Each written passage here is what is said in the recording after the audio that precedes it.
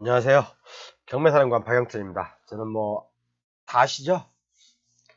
시흥시 정왕동에서 마포갈매를 운영하고 있고, 컨설팅이라든가 경매 상담, 그 다음에 이제 이것저것 부동산 관련업을 하고 있습니다.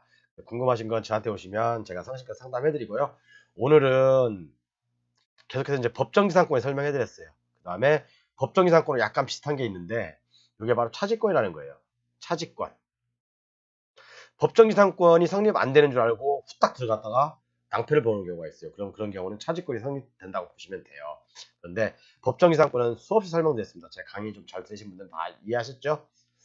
토지의 저당권을 설정할 당시에 토지 위에 건물이 있어야 되고 토지 소유자와 건물 소유자는 동일인이어야 된다. 이것이 바로 법정지상권 성립 가장 기초적인 성립 요건입니다. 이것이 아닌 경우에는 이거에 조금이라도 어긋나면 법정지상권 성립 안 됩니다.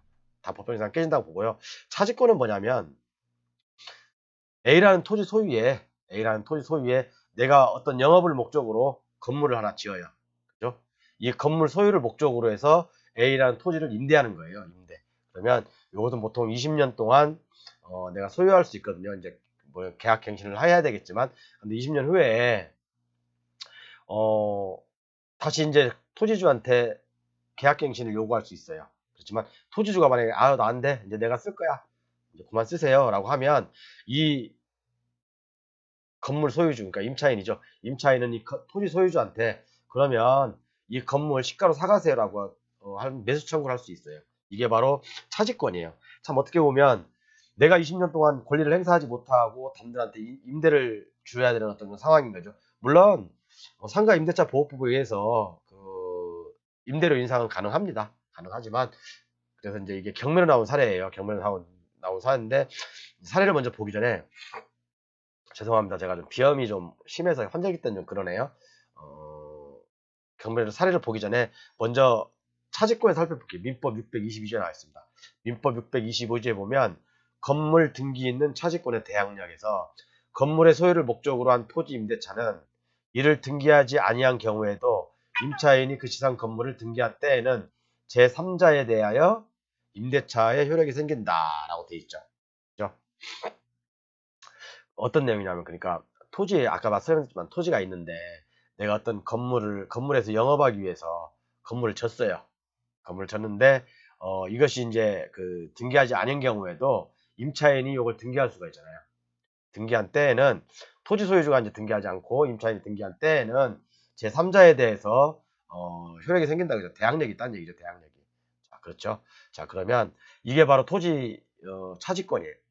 토지 임대차죠. 토지 임대차를 목적으로 임대차에서 건물 소유를 목적으로 하는 것이 바로 차지권이거든요. 자, 그러면 이게 이제 경매로 나온 사례가 있어요. 보여드릴게요.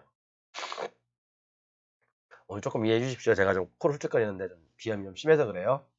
자, 보시면 청주지방법원에 나와 있는데 이제 2024경 861유. 그래서 이제 결국에는 누가 낙찰을 받았어요. 낙찰을 받아가지고 쭉 낙찰을 받았는데 불허가 됐죠. 불허가 어떻게 보면 빠져나온 거죠. 잘 빠져나오셨죠. 이분 안 그랬으면 보증금 못 상할 건데. 자, 이 건물이에요. 건물 좋죠? 건물 좋은데 예, 건물 좋죠. 이렇게 그죠? 여기서 뭔가 장사를 하고 계셨나 봐요. 네, 무슨 어, 주택도 사용하고 있고 그러네요. 보니까. 자, 그럼 이런 경우가 어떤 경우냐? 설명해 드릴게요. 이게 토지가 있어요. 토지가 있고 그다음에 건물이 있어요. 건물이 있는데 자, 임차인이 여기 들어와 있습니다. 임차인이 들어와 있는데 임차인이 어떤 영업을 목적으로 해서 이 건물을 임차를 하고 있어요. 그렇죠? 건물을 짓든지 그다음에 토지를 임차해서 건물을 지었어요. 그리고 건물을 사용하고 있습니다. 그러면 자, 저당권이 언제 설정되는지 모르겠지만 저당권 설정 당시에 법정상 성립하려면 토지에 건물이 있어야 되잖아요. 토지에 건물이 있어야 되고 토지와 건물의 소유자가 같아야 된다잖아요. 이게 법정지상권이잖아요. 그런데 토지와 건물의 소유자가 다를 경우가 있잖아요. 그죠? 다를 경우는 한번 차지권인지 아닌지 의심해 볼 필요가 있다는 얘기죠. 차지권인지 아닌지 의심해 볼 필요가 있다는 얘기죠. 아까 차지권은 제가 법 좀 설명해 드렸죠. 건물을 소유를 목적으로 해서 토지를 임차한 건데 자, 그러면 당연히 건물 소유자하고 토지 소유자는 다르겠죠. 자, 그러면 이런 경우 한번 볼게요. 자, 쭉 내려보겠습니다. 쭉 내려보면 뭐 임차인이 이렇게 누구 있네요. 임차인 누구 있고, 그다음에 등기부 현황 보면 토지예요. 토지. 토지는 이 임차인하고 틀리죠. 그죠? 제시외 뭐 1층 전체 어쩌고저쩌고 나와 있고, 매각 제외 건물의 임차인이라고 돼 있잖아요. 그죠? 자, 그다음에 이제 나와 있고, 그다음에 가압류 돼 있고, 그죠? 가압류 당시 이게 말소 기준 권리죠. 자, 그러면 이런 경우 보일게요. 임차인 이동국이, 그러니까 1층은 임차인 이동국이 점유를 하고 있고 사용하고 있고, 그죠? 2층은 소유자 점유하고 있으며 임차인 이동국은 본권 소유자인 김수진과 임대차 계약을 하였다고 합니다. 여기 나오죠. 본권 소유자, 토지만 매각이잖아요. 토지만 매각이니까 토지만 매각이기 때문에 차지권인 거죠. 차지권. 그런데 어느 누군가는 낙찰을 받았어요. 야, 3억 4천에 낙찰받았네. 그죠? 56평인데 3억 4천에 낙찰받았는데 이분이 왜 낙찰을 받았을까요? 이분이 왜 낙찰을 받았을까요? 토지가 있고, 토지는 A고 건물은 B고, 그죠? 건물은 B잖아요. 근데 서로 건물이 다르다, 소유주가 다르다 해서 법정지상권이 성립 안 된다 라고 해서 아마 낙찰을 받았던 것 같아요. 그러다 보니까 내용을 가만히 보니까 토지를 임차해서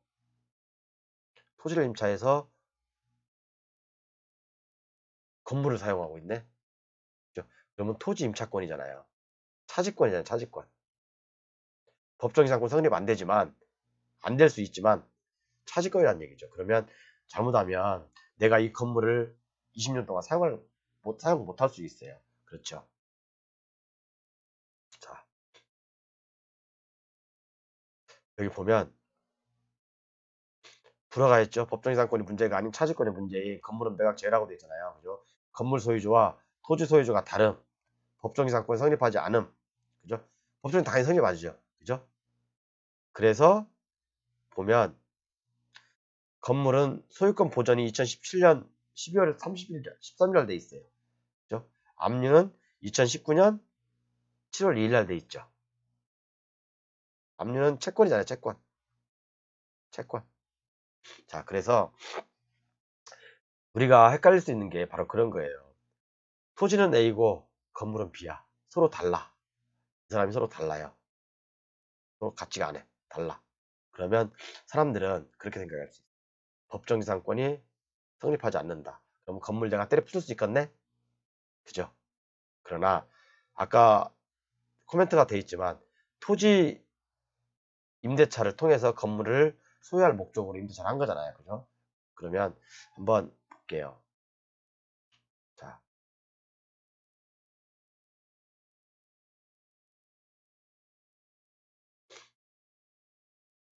사법보좌관님도 그렇게 코멘트를 했네요. 본권 소유의 지상 건물은 매각에서 제외, 토지만 매각, 건물을 위한 법정지상권 성립 여부 불분명. 사법보좌관님도 판단을 못해요. 이것은 당사자들만 알 수 있는 거죠. 당사자들이 계약서를 제출하게 되면 박살 날 수 있는 거죠. 그죠? 이해 가시죠? 그래서 이런 경우는 좀 조심하셔야 되고, 다른 사례 하나를 더 보여드릴게요. 다른 사례는 뭐냐면 48193 2048-193이죠. 볼게요.